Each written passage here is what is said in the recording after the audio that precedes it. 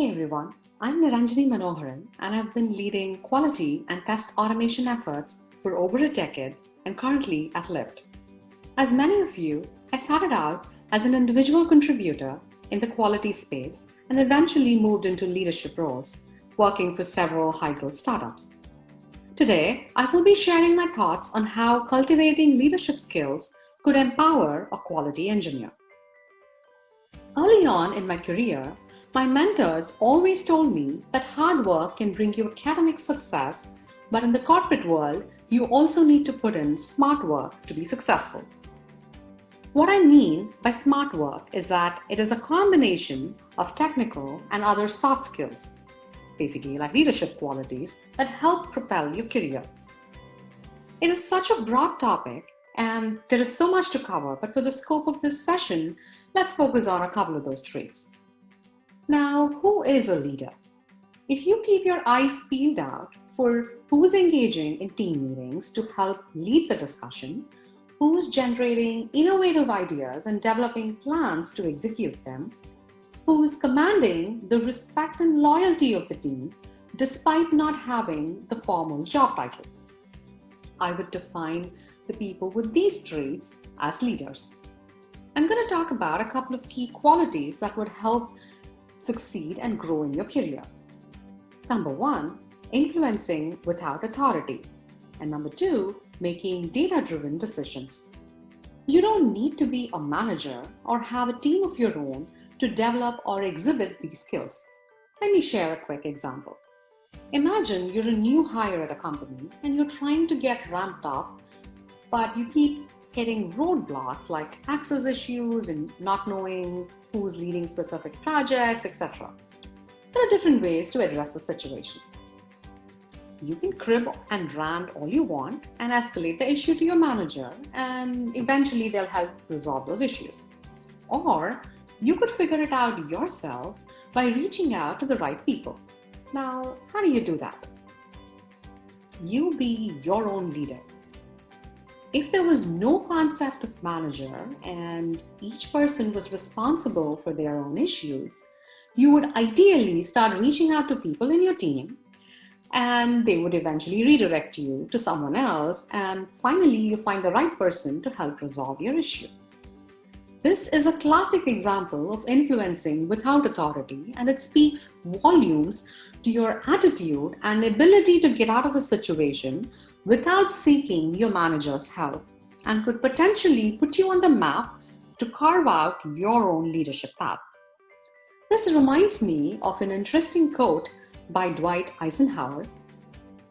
Leadership is the art of getting someone else to do something you want done and not because they want to do it. Interesting one, isn't it? Let's move on to the next trait. Imagine you need to convince your leadership team to make changes to your testing and staging environments, as a lot of your automated tests are failing due to environment issues. Again, there are different ways to present the data. You could potentially show them the number of tests that have failed over a given week or month, but they wouldn't be bothered because this doesn't affect the business on a day-to-day basis. Or you will gather the number of bugs your team missed over the past month because you were busy debugging environment issues. As you can see, the second approach will get the attention of the leadership team as your data is directly related to business.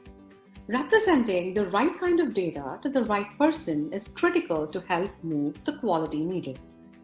I would like to call data as similar to being people. Interrogate them hard enough and it'll tell you whatever you want to hear. So unless you take the time to help your people understand the answers to their questions, they may experience your proposals as a series of random and arbitrary directives with no rhyme or reason. You should take time to build up a network of strong relationships built on trust and respect and understanding how to present your ideas and your research in the right way to the right person at the right time to lead them in the direction you believe they should go, and by making data-driven decisions, whatever you're trying to accomplish may have a better chance of success. So these leadership traits can help you progress up the career ladder and ensure you get credit for your hard work. Leadership is not necessarily a trait required for the management track. Even if you want to become proficient as an individual contributor, leading through influence and making data-driven decisions will ensure your peers look up to you as a trusted colleague. I hope you gained some insights from my experience. I would like to thank the Test Chat community for giving me this opportunity to share my thoughts on leadership skills. Thank you. Hello everyone, Namaste. My name is Khushboo Rajpurohit. I am a tester by profession and I'm from Gujarat, India. So today I'm going to talk about leadership. I believe that all of us are leaders. We lead our lives, we take decisions, we learn from failures, we learn and grow and evolve at a personal and professional level as a human being. So yeah, I believe that all of us are leaders at some point. Now, I remember at my first job, I learned very quickly how to deal with failures. I had to make 100 decisions in a day. Like 100 is just a number, but like a lot of decisions, I had to make, and I was failing at each and every task. And while I was failing, I understood that, oh wait, I have to, accept first that, okay, I failed. And then I have to think what I can do to get better at it. So you need to think through the incident.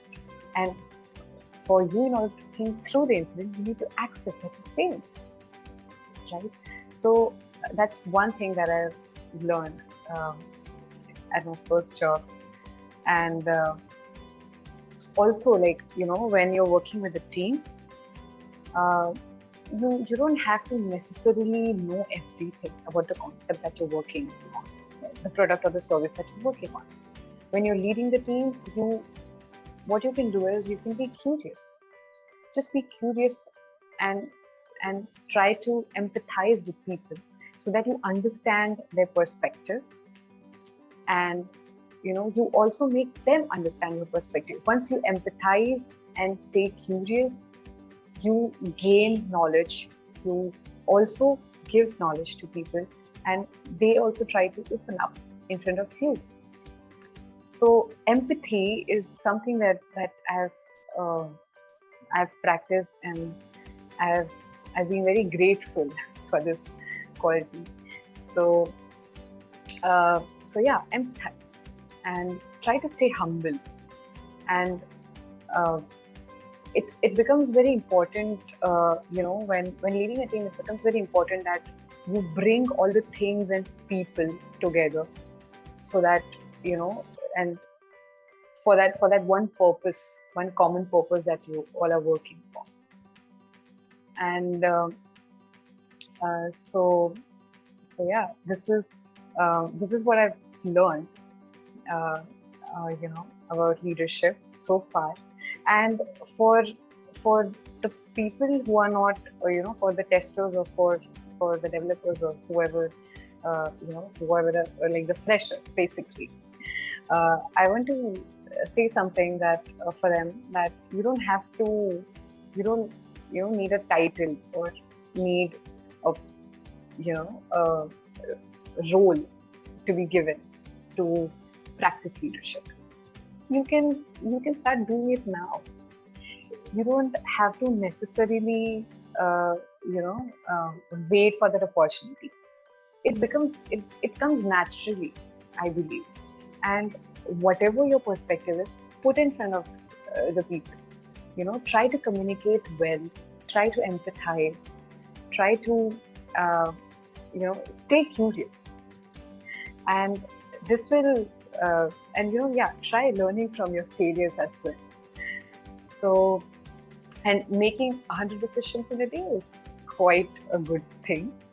But so yeah, like you can start practicing leadership now. You don't have to wait for some role to be given to you. And whenever I talk about leadership or whenever I think of leadership, I always remember a story of Sir Dr. APJ Abdul Kalam. He whenever he was asked to talk about leadership, this one story used to repeat this one story everywhere and every time.